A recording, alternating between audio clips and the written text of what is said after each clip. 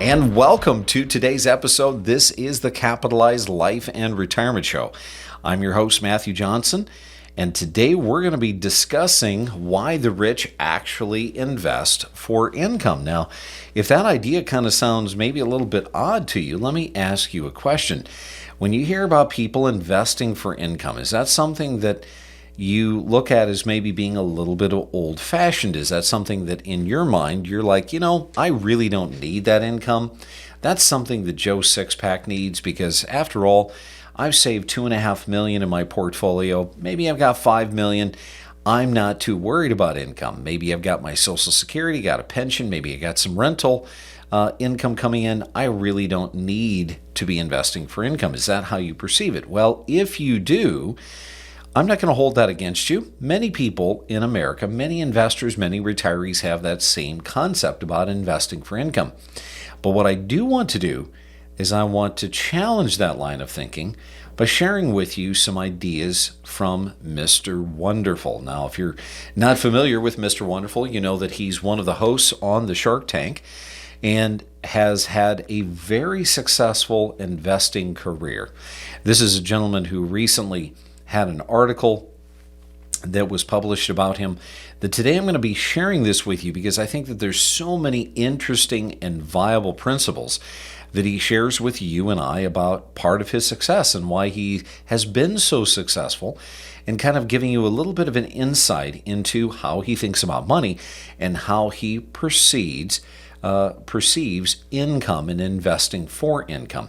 Now, before we get started, I just want to say, if you're brand new to this program, welcome to this podcast. This is something that's maybe a program you've never seen, maybe you've never watched it. I encourage you to go to our website, johnsonwim.com.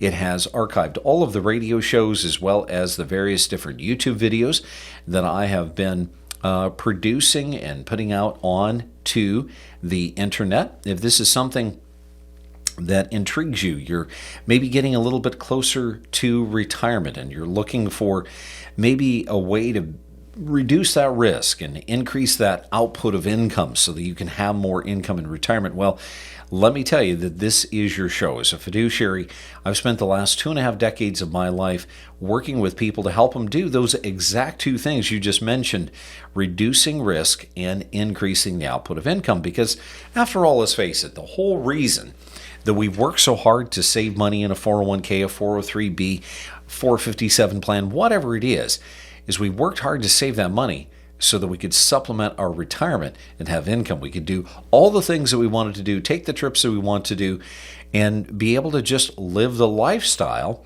that we want to be able to live. That's the whole reason we saved it. And so that's what this show is all about. We want to be able to help you be able to not only have more of what you've got, but be able to keep what you've worked so hard to save and make certain that that money is producing for you a known return every single year that you're around. Remember, the number one fear amongst retirees today is running out of money before they run out of life. And granted, if you've got $5 million, you may not feel like you have that risk. But again, I'm going to be challenging that thought through some principles that Mr. Kevin O'Leary is going to be sharing with us today. Now, this is an article that is not brand new. It didn't just come out, but it was something that I've kind of had archived. I found it very interesting when I first found it. And today, I think, is really the day. We're looking at some extremely down-to-earth concepts about money. Now, here's the interesting thing. I don't think anyone would ever argue with this idea that Kevin O'Leary is a successful investor. This gentleman has spent the better part of his career investing in companies to get a total return. And when you kind of understand and see the concept of Shark Tank, you know that these are entrepreneurs. Some of them have really, really bad ideas. Some of them have really, really good ideas, but they're coming to Shark Tank because they're looking for capital. They're looking to try to be able to raise capital to get that business off the ground and taken to the next level. And of course, you know how the game is played. If they give you capital, they also want a piece of the pie, right? They want to be able to get a part of that gain, a part of that growth, a part of that return. That's how they make money as a result of taking on the risk and giving that entrepreneur some working capital. But He goes on to say that some of the most profound investment advice that he ever received was from his mother. He goes on to suggest that he and his brother were sitting in the back seat of the car, and mom is driving both he and his brother to the bank because they had earned some money, and she is going to take them to the bank, not simply to make a deposit, but here's the key, to go buy bonds. And I thought that was so interesting. When you understand the concept of a bond, realize that a bond is a very simple contractual investment. Not a lot of risk. We know that when we buy bonds individually, we're owning a contract, and that contract is providing us two guarantees. The first guarantee is that it's going to pay us a contractual steady stream of interest income. And we know, number two, that if we hold that bond to maturity, we know that it's going to pay us all of our money back. So I found it extremely intriguing that she's taking them to go buy bonds. But this is what she goes on to say. She said, "Boys, never spend the principal, only the interest." Now, when you think about it, at its very core, isn't that what your parents and grandparents tried to teach you? I know that that's what my parents and grandparents tried to teach me. You know, as we're young people, money is a fascinating thing. And earning money is even more fascinating because we get to purchase things with what we've earned. Well, here we are, and we can spend 25, 30, 35, 40 years of our life accumulating and saving for what purpose? Oftentimes, we kind of forget about it. The purpose of us saving is so that we can supplement retirement. We can live the rest of our days without a care. We can maintain our lifestyle. We can take the trips that we want to take. Now, he goes on to say, "This simple yet powerful advice has guided me throughout my successful financial career, a testament to the wisdom of my mother's words. Back then," he said, "I didn't even understand what my mom was trying to suggest to me. I didn't understand what she meant by saying what she said. But this advice is all I do today and carries me through my successful financial career." Now, when you think about bonds, again, bonds are just one of an entire universe of things that we can invest in to create interest income or dividend income. But here's the thing. I emphasize that everything I touch needs to generate a yield. Now, I want you to think about that, because most of us, if you've been drinking the same Kool-Aid that so many of us have, the world is trying to teach us that when we invest, we have to have a return. But let me ask the question, what is the definition of that return? I encourage you to write this equation down. TR equals I plus G. So this is an equation I teach my clients. And the equation is for total return. TR equals total return. And total return is comprised of not one thing, but it's comprised of two. TR equals I plus G. Now, when you think about that, here's the interesting part. Most of us have been taught that when we invest, we want appreciation. And granted, we all want appreciation. Every single one of us want appreciation. But remember, we're looking for total return. So we realize, we have to admit, that there are years in which we get an abundance of return. There are years in which we get no return at all. In fact, we might end up seeing a whole bunch of loss. We might see shrinkage. The market might be declining. We think back to the times of, say, the dot-com bubble of 2000 to 2003, where the market lost 50%.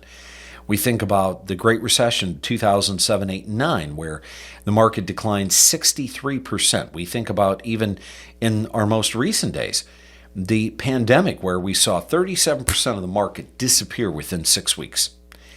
There are moments in time in which the market is not expanding, but rather the market is contracting. And so the question becomes, if we know that going into retirement is going to be putting us into a more vulnerable state, where we no longer have the security of a paycheck, but rather now we have become dependent upon Social Security. We've been dependent upon, we are dependent upon what we've worked so hard to save to supplement the retirement and the lifestyle that we want in retirement. Do we simply want to continue to chase the G? That's a big question. And so you see what Kevin is trying to suggest to us when he says that everything he touches needs to generate a yield. Well, what is the definition of a yield? You see, if I own a stock, if I buy a stock and that stock goes from, say, $10 to $11, it's given me a 10% return. Now, if I invest in a CD and that CD goes from $10 to $11, is that not a 10% return? They're both identical. They're both the same. Let me put it on in a bigger form. Let's say that you invested in stock at, say, $1,000 and went from $1,000 to $1,100, 10% return. Okay? You invested in, say, a government bond or a preferred or a corporate bond or a CD or a fixed interest annuity, and it went from $1,000 to $1,100. It's still a 10% return, isn't it? And the answer is yes, it's identical. So you see, there's two different kinds of returns that we can get. There is appreciation or there is yield.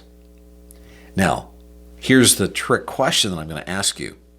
The trick question is there a difference between the appreciation of the stock and the interest or the dividend of the income investment?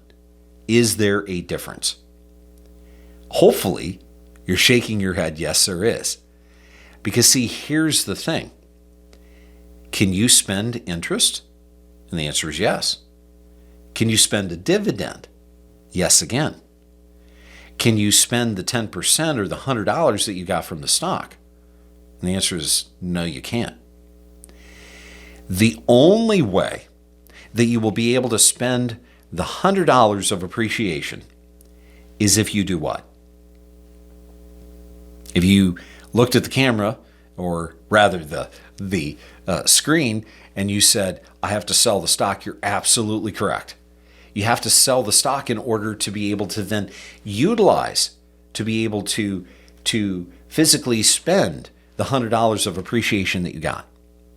And so what he's suggesting here is everything needs to create a yield. Now, does that make appreciation bad? Not at all. Does that make interest and dividends the only game in town? Not at all. He goes on to say, whether it's from fixed income or it's from equity, whatever capital is generated, he says that he takes that out and he spends that. Some of it he gives away. Some of it he takes and reinvests.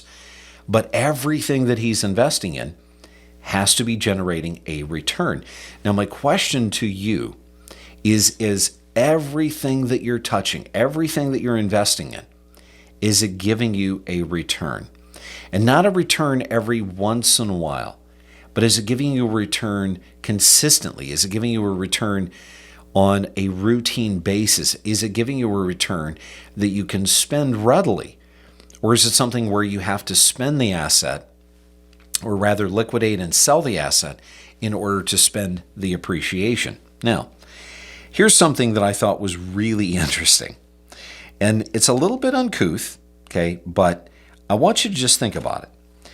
When he discusses all of the various different things that he invests in, he uses a very down-to-earth analogy. He said, I view my portfolio, my trust, my positions as chickens on a spit, and they are dripping cash. Everything has to generate a yield. Everything. Now, if you're sitting there and you got, $2 million saved for retirement, $5 million saved for retirement, $10 million saved for retirement, you're not probably going to be concerned and losing sleep at night about running out of money before you run out of life. Not like potentially Joe Sixpack will if he's only saved, say, $100,000 for retirement. So granted, you got a bit of a point there. You don't have that stress and that psychological pressure that's in your mind every day. But if a rich man, if a very successful investor, if a very wealthy investor can come to a point where he believes that investing for income is good, well, isn't that something that potentially you could be taking and utilizing in your own portfolio? Now, here's why this is so important. If you're above average wealth, if you've worked really, really hard and you've been a good saver and you've always lived within your means, and you're in a position where you feel, by gosh and by golly, I really don't need the income, but let's say that you did it anyway. Let's say, just for instance, that you took $2 million of your $5 million and you invested it for income, and it's producing for you a consistent, we're just going to be real super conservative here, and we're just going to say maybe you're investing for, I don't know, a 5% yield, okay? Just a simple 5% yield. What does that mean to you? That means that every single year, you've got $100,000 that you can do something with. $100,000 that you can spend if you wish to. $100,000 that you can give away if you wish to. $100,000 that you can donate, that you could gift. You see, that's the beauty behind income. If we own a little bit of both, we've got the equities that can provide appreciation when the market is conducive to that, but we also have a portion of our portfolio that's making 4, 5, 6, or more percent every single year. Think about how that propels your investment to the next level. Because you see, here's what generally happens. This is what I see happen all too often with retirees. When retirees retire, they no longer have the security of the paycheck, and they stop saving. They stop depositing. And you see, when we're working, we are involved in a magical mathematical formula called dollar cost averaging. And dollar cost averaging allows us to be taking a portion of our paycheck every single year and putting money into investing, and we're buying at different intervals. We're buying at various price ranges. And what we're doing is sometimes we're buying when the market's really, really high, and therefore we're buying only a few shares because the shares are super expensive. And other times we're buying when the market is depressed, it's down, it's falling, and now everything's on sale and we're buying a lot of shares. Well, think about it. Do you want to give that benefit up? Do you want to give up that mathematical magic? And if the answer is no, well, then that's what interest and dividends do for you. You see, if you're not going to take them out and spend them, you're not going to take the interest and dividends out and gift them, donate them to charity, give to causes that you feel are important, give them to family, start college funds for your grandkids and your great-grandkids, well, guess what you can be doing? You can be reinvesting all of those interest and dividends. And just imagine, what would it feel like if every single year you took $100,000 of interest and dividends and you used it to buy another $100,000 worth of assets? Things that could continue to appreciate, things that could continue to spin off even more dividends. Because you see, this is the compounding effect. What was it? Albert Einstein, I think, said that compound interest was the seventh wonder of the world. You see, the more acres we own, the more rent we end up getting. And what I teach my clients is, if you've got too many acres that are producing too much in rent, well, you can use the income that you need to maintain your lifestyle, and all the rest you can use to buy more acres. And now all of a sudden you become bigger and bigger and bigger in the amount of income that's being produced. And before you know it, the 100,000 has grown to 120,000, that's grown to 150,000, that's grown to 200,000, and it just keeps compounding on top of each other. Now, granted, I'm using a farming analogy because I'm in the middle of farm country in Iowa.